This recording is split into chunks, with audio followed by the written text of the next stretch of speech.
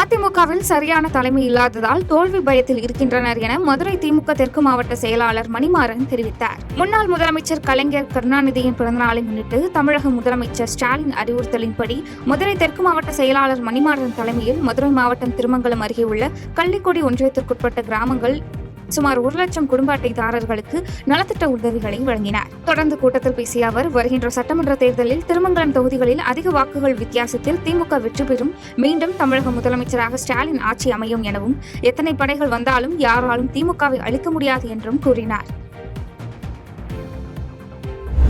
நிச்சயமாக மாற்றத்திற்கான அறிகுறியாகத்தான் விஜயின் பயணத்தை பார்க்க வேண்டும் என ஜெகநாத் மிஸ்ரா தெரிவித்தார்.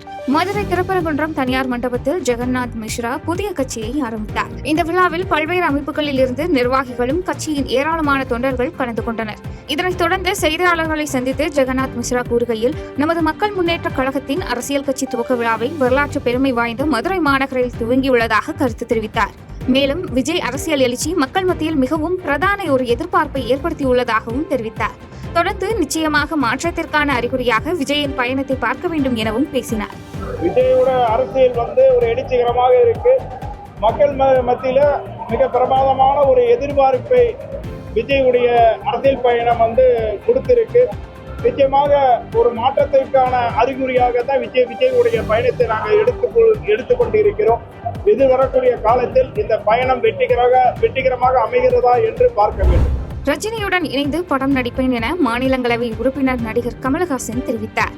சென்னையிலிருந்து துபாய் செல்வதற்காக விமானம் நிலையம் வந்த மாநிலங்களவை உறுப்பினர் நடிகர் கமல்ஹாசன் செய்தியாளர்களை சந்தித்து பேசினார். அப்போது பேசிய அவர், கல்வியில் சிறந்து தமிழ்நாடு நிகழ்ச்சியில் கலந்து கொண்ட தெலுங்கானா முதலமைச்சர் ரேவந்த் ரெட்டி தமிழகத்தில் நடைமுறையில் இருக்கும் காலை உணவு திட்டம் தெலுங்கானாவிலும் நடைமுறைப்படுத்துவோம் என கூறியது மகிழ்ச்சி அளிப்பதாகவும் தெரிவித்தார். தொடர்ந்து தானும் ரஜினியும் இணைந்து படம் நடித்துள்ளதாகவும், மேலும் படம் நடிப்போம் எனவும் கூறினார். தாராபுரத்தை சேர்ந்த சென்னை உயர்நீதிமன்ற வழக்கறிஞர் முருகானந்தம் கொலை வழக்கில் மேலும் 2 கைது செய்யப்பட்டனர். திருப்பத்தூர் மாவட்டம் தாராபுரத்தை சேர்ந்த சென்னை உயர்நீதிமன்ற வழக்கறிஞர் முருகானந்தம் கடந்த மாதம் கொலை செய்யப்பட்டார். இந்த வழக்கில் ஏற்கனவே பலர் கைது செய்யப்பட்ட நிலையில் சேலம் மாவட்டத்தை சேர்ந்த ஹேமா மற்றும் முகில் ஆகியோரை தாராபுரம் போலீசார் கைது செய்தனர்.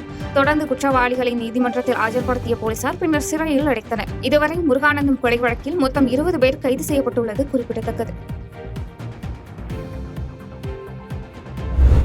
சனிக்கிழமை மட்டும் வீட்டை விட்டு வெளியே வரும் ஆள் தான் இல்லை என துணை முதலமைச்சர் உதயநிதி ஸ்டாலின் தெரிவித்தார். சென்னை கிழக்கு மாவட்ட திமுக சார்பில் நடைபெறும் திமுக முப்பெரும் விழாவில் தமிழ்நாடு துணை முதலமைச்சர் உதயநிதி ஸ்டாலின் திமுக உறுப்பினர்களுக்கும் பொதுமக்களுக்கும் நலத்திட்ட உதவிகளை வழங்கினார். இந்த நிகழ்ச்சியில் உரையாற்றிய துணை முதலமைச்சர், தான் சனிக்கிழமை மட்டும் வீட்டை விட்டு வெளியே வரும் ஆள் தான் இல்லை எனவும் விமர்சனம் செய்தார். மேலும் திமுகவில் பல மாணவர் அணி, இளைஞர் அணி என பல அணிகள் உள்ளது எனவும், ஆனால் அதிமுகவில் இபிஎஸ் அணி, ஓபிஎஸ் அணி, சசிகலா அணி என பல அணிகள் உள்ளது எனவும் தெரிவித்தார். நம்முடைய கழகத்தில் நம்ம பெருமையா சொல்றோம், கிட்டத்தட்ட 25 அணிகள் இருக்கு. இளைஞர் அணி, மகளிர் அணி, மாணவர் அணி, வழக்கறிஞர் அணி, தொண்டர் அணி, ஐடி அணி, இப்படி பல அணிகள் இருக்கு. ஆனா நமக்கு போட்டியா இன்னைக்கு அதிமுகவிலையும் பல அணிகள் இருக்கு. இபிஎஸ் அணி, ஓபிஎஸ் அணி, டிடிவி அணி, சசிகலா அணி, செங்கோட்டையன் அணி, ஜே தீபா அணி, ஜே தீபாவோட டிரைவர் அணி. ஒரு வாரத்துக்கு முன்னாடி ஒருத்தர் கிளம்பியிருக்காங்க. அவங்க பேர் ஜெயலட்சுமியா. நான் முதல் முறையா பாக்குறேன். பேட்டி கொடுக்குறாங்க, நான் தான் அந்த அம்மாவோட வாரிசு. முக சாயல் அவங்கள மாதிரி இருக்கு, அதுக்கு மேல எனக்கு தெரியாது.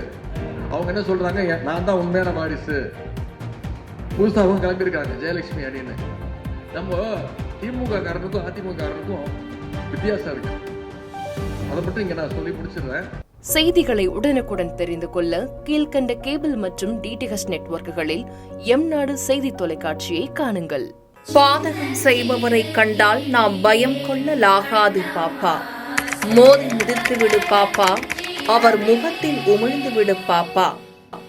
அண்மை செய்திகளை உடனுக்குடன் தெரிந்து கொள்ள இணைந்திருங்கள் எம்நாடு தொலைக்காட்சியுடன்.